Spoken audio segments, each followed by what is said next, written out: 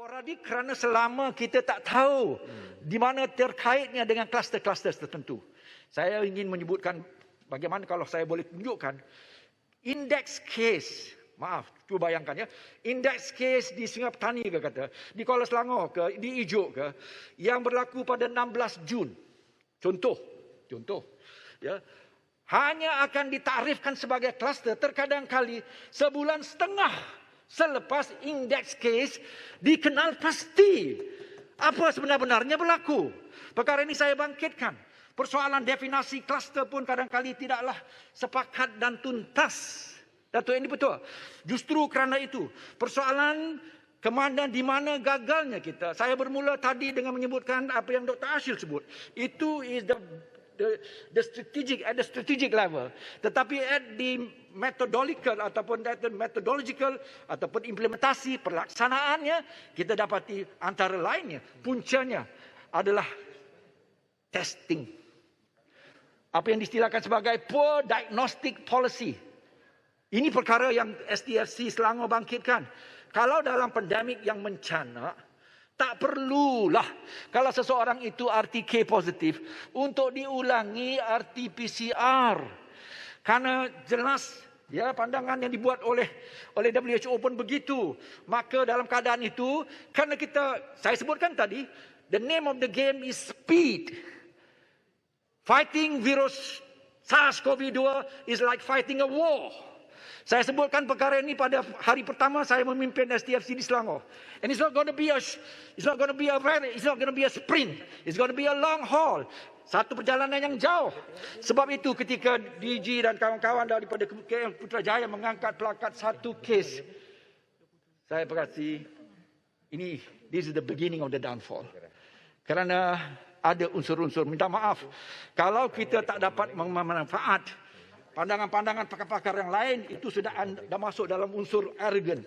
Dan kalau kita tidak ada memahami benar-benar akan apa yang dikatakan sebagai, maaf cakap, ignorance, ya, saya mengakui dalam hal ini everybody is learning, tetapi kita punya pakar-pakar, seumpama Profesor Dr. Awang Bulgilba yang menyebut 2-3 kali, jangan diguna angka saja.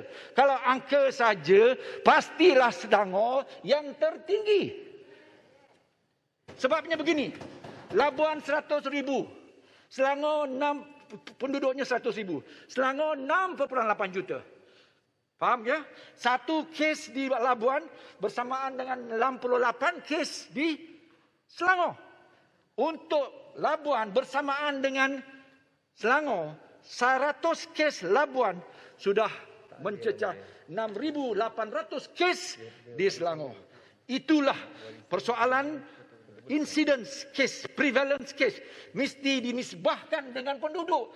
Jangan hari-hari dalam sidang akhbar, Selangor tertinggi, Selangor tertinggi. Ditegur oleh Profesor Dr. Awang Bulgilba supaya berhenti melakukan itu.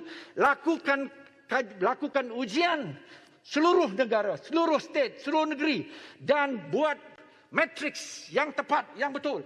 Dan jangan memangsakan Selangor, kerana Selangor telah beberapa kali mencadangkan akan perkara-perkara yang fall on deaf ears dengan izin, yang tidak diambil tindakan, termasuklah persoalan diagnostik.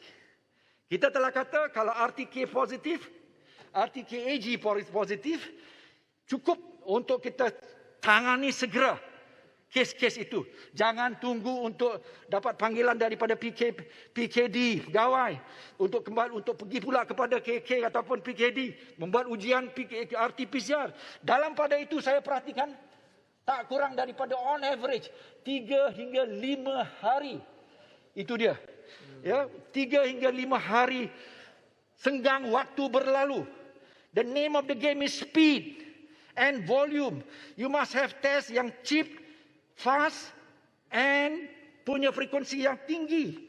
Bukan satu yang kita hanya berpandukan kepada RT-PCR. RT-PCR is a clinical test. But RTKAG is an epidemiology test for population management, for pandemic management. Jangan tidak faham perkara ini sebab. Tetapi, Alhamdulillah, it took them 1.5 years almost. Saya perhatikan hari ini sudah ada perubahan. Ya, COVID-19 positive cases will be based on RT-KAG test, either from nasopharyngeal or nasopharyngeal swabs or saliva. No requirement for a repeated RT-PCR confirmatory test. But it took you so long untuk memahami perkara ini. Inilah antara lainnya yang mengakibatkan mencanaknya kes.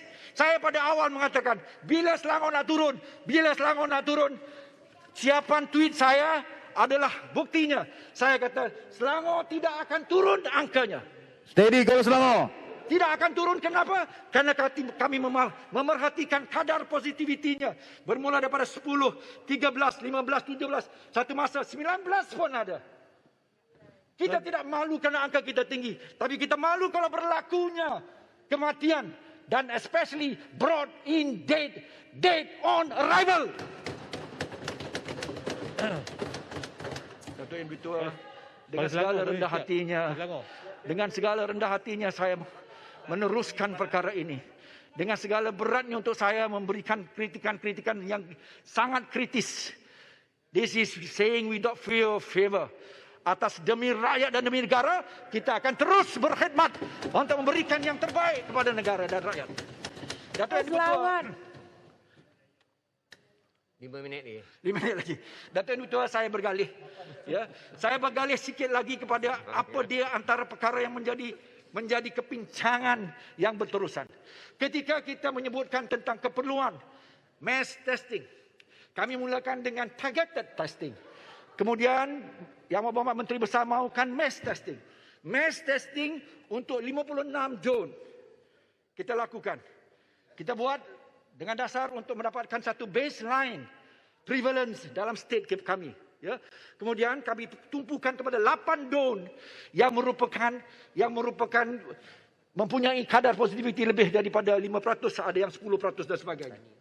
Justru dengan itu, dengan targeted, dengan mass testing, targeted, kemudian mass, kemudian kembali targeted. Inilah caranya. Mantra WHO menyebutkan akan keperluan untuk kita pergiatkan FTTIS. Find, trace, test, isolate and support. Lambat betul KKM nak belajar perkara ini sebenarnya. Datuk Yang Bertuah. Baru dalam PPN ini, baru saya lihat untuk pertama kalinya KKM mau menjalankan mass testing. Too late, too little, too few. Dengan izin. Tetapi begitu jugalah ketika mereka menjalankan ini. Sebab itulah Datuk Yang Bertuah, angka tidak akan turun. Angka tidak akan turun untuk sementara ini. Dan saya meramalkan angka akan terus mencanak. Saya meramalkan Selangor 10,000 ketika angkanya baru 3-4 ribu. Orang marah pada saya kata itulah data saya, itulah sainsnya memberikan ingatan kepada saya. Karena sedikit yang kami lakukan dalam testing itu, Datuk Yang Bertuah, secubit saja, sekelumit saja. Sebab bayangkan, kami lakukan 100,000, 3,400 yang positif. Tetapi positif di Selangor bukannya 100-200, 2-3 ribu sehari. Yang kami dapat lakukan hanya 100,000 seluruhnya. 56 zon di negeri Selangor. Maksudnya, kalau kita tidak benar-benar menggemblengkan tenaga dalam whole of government approach, this is where the failure yang Shah Alam mahukan saya tekankan tadi. The failure of understanding the role. Peranan untuk kita benar-benar menggabungkan tenaga, kepakaran dan segalanya. Pulau Selangor, laluan. Ya, sila.